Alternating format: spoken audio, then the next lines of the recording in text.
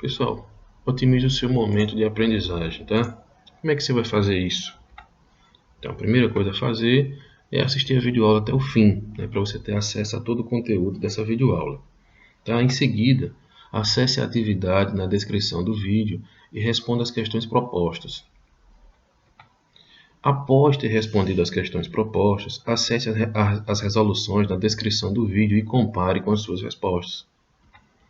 Caso surja alguma divergência ou alguma dúvida, escreva nos comentários. Assim que possível, nós responderemos.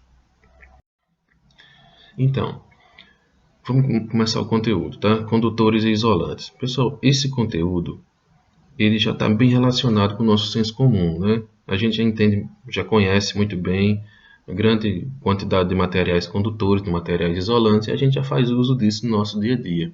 O que a gente vai fazer aqui é uma formalização desse conteúdo, tá? De acordo com a visão da física, tranquilo?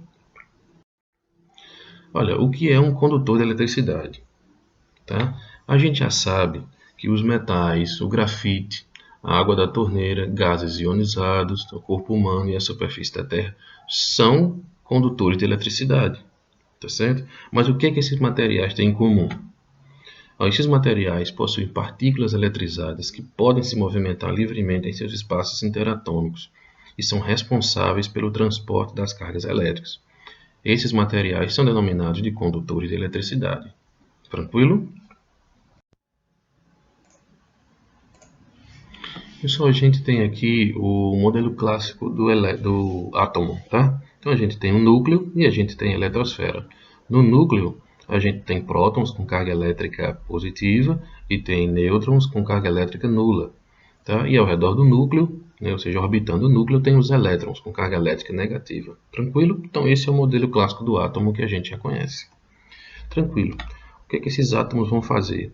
Eles vão se reunir, se agrupar e formar a estrutura molecular dos materiais. Tá? Então essa estrutura organizadinha aqui, ela representa a estrutura dos materiais sólidos.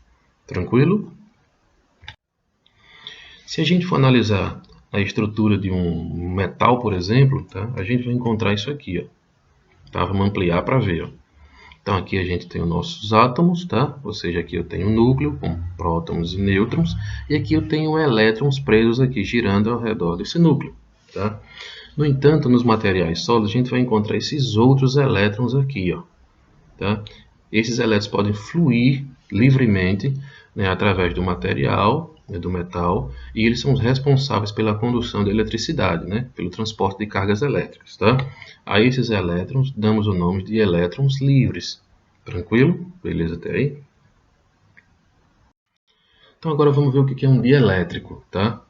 Então, ou seja, o que é um dielétrico? Um isolante elétrico, tá? Então a porcelana, a borracha, o vidro, o plástico, o papel, a madeira e a água pura são exemplos de materiais isolantes, tá? Isolantes elétricos. Então, eles são materiais que não possuem partículas eletrizadas que possam se movimentar livremente em seu interior, ou que possuem uma quantidade muito pequena dessas partículas, não permitindo o transporte de cargas elétricas. Esses materiais são denominados de dielétricos ou isolantes elétricos.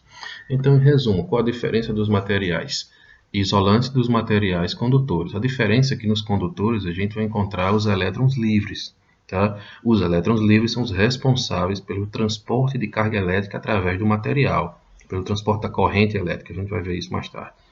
Tá? E nos materiais isolantes, a gente tem uma quantidade muito pequena desses elétrons livres, ou praticamente não tem nenhum elétron livre, impedindo, então, o transporte de carga elétrica através do material. Por isso que ele é um isolante. Tá? Tranquilo? Então, bora fazer uma simulação para a gente tentar verificar o que foi comentado até agora, tá? Então, para isso, a gente vai precisar... Vamos fazer um circuito elétrico. Para isso, vamos precisar de uma pilha, né? Nossa fonte de energia. Um material condutor, vamos pegar aqui o fio de cobre, tá? Vamos pegar um interruptor,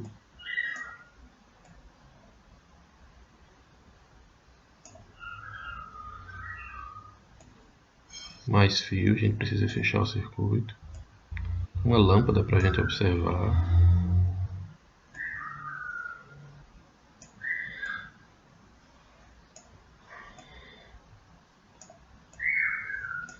Beleza, o circuito está pronto. Então essas bolinhas azuis aqui são os elétrons livres ó, no material, tá? Tá aqui na lâmpada também, ó, no filamento da lâmpada, através da bateria, tá? Então para a gente ver em movimento esse material, para a gente ver o funcionamento, a gente precisa fechar o circuito. Aí, interruptor fechado, a gente está vendo a movimentação dos elétrons livres através do material. Tranquilo? Beleza? Então eles vão transportando a carga e vão realizando um trabalhozinho aqui. Ó. Tem uma lâmpada acesa por isso. Tá? Eles circulam, passam pela bateria, vamos dizer assim, eles se recarregam, se reenergizam e vão novamente seguindo o circuito e fazendo a lâmpada continuar acesa. Tranquilo? Beleza. Agora vamos só fazer uma outra observação. Vamos tirar essa peça daqui, tá? Esse elemento do circuito, e vamos colocar um material, um isolante, um dielétrico, só para a gente verificar. A gente já sabe o que vai acontecer, mas só para a gente observar.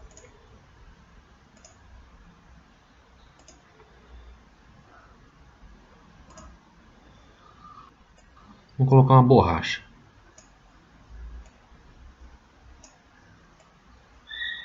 Tá? Então a gente tem uma borracha aqui no lugar do fio. Mesmo fechando o circuito, nada acontece. Por quê? Ó? Todo material condutor a gente já sabe que tem elétrons livres, né? Que podem fluir. Mas para poder eles fluírem, o circuito não pode ficar aberto. O circuito tem que estar fechado. Então, mesmo o circuito estando completo aqui, ó, é como se tivesse aberto nesse ponto. Porque isso é uma borracha e na borracha não tem elétrons livres. Então não pode haver condução, né, de eletricidade através desse segmento do circuito. Então por isso o circuito está todo fechado. Isso aqui equivale a estar um interruptor aberto. Tranquilo? Beleza, vamos tirar esse material daí. Vamos colocar novamente um fio e o circuito volta a funcionar. Beleza? Tranquilo?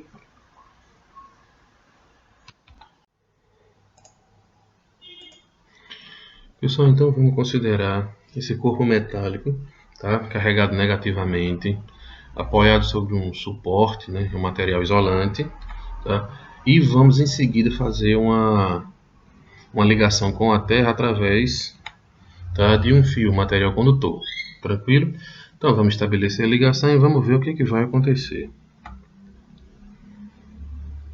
Então vocês viram aqui, ó, ligação estabelecida, tá, com a Terra. Como as cargas em excesso que estavam aqui eram cargas negativas, ou seja, que podem se movimentar, então elas fluíram através do material condutor para a Terra. Tranquilo? Agora, o corpo metálico aqui é eletrizado positivamente. Então o que vai acontecer? Ao estabelecer a ligação aqui com a Terra, ou seja, elétrons fluem da Terra, tá, para o corpo, neutralizando ele. Tranquilo? Então isso é possível por quê? Porque essa ligação foi feita com material condutor. Se a gente fizesse essa ligação aqui com material isolante, essa neutralização do material aqui não aconteceria. Tranquilo? Apenas uma observação. Então, mesmo o material aqui, como ele estava, né, eletrizado positivamente ou negativamente, no nosso clima, né, ele não ficaria eletrizado por muito tempo. Com um certo tempo ele descarregaria. Por quê? Mesmo o ar sendo um isolante, né, o ar atmosférico sendo um isolante elétrico, mas a umidade que está no ar, ela funciona como um condutor. Então, digamos, as cargas elétricas negativas que estavam aqui, ó, com o tempo, né, devagarinho elas iam fluindo pelo ar e se depositando na Terra, e o material ia se descarregando. Do mesmo jeito, material carregado positivamente. Então, em função da umidade do ar, né, cargas elétricas, né, elétrons fluiriam da Terra, se depositariam no material e o neutralizariam da mesma forma. Tranquilo? Então isso acontece em países de clima úmido. Tá? Se o clima fosse seco, isso não aconteceria, o material permaneceria eletrizado. Tranquilo?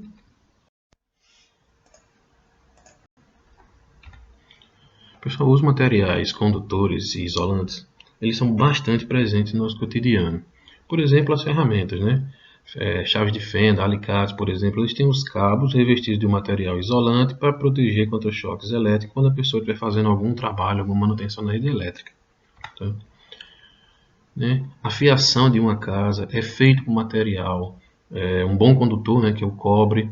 No entanto, esse material precisa ser revestido também com material isolante, né, para evitar que essa corrente elétrica vá para lugares indesejados, né, como uma parede ou para uma maçaneta, enfim, para um local que ela não pode ir. As tomadas, por exemplo, os conectores das tomadas são feitos de metal, né, para poder permitir a condução da corrente elétrica que está lá nos fios para os materiais, né, para os eletrodomésticos.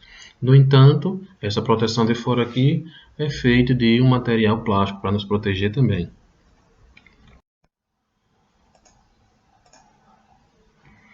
Pessoal, para complementar essa discussão sobre materiais condutores e isolantes, tem alguns materiais que são meio termo entre eles, tá? Que são os materiais semicondutores.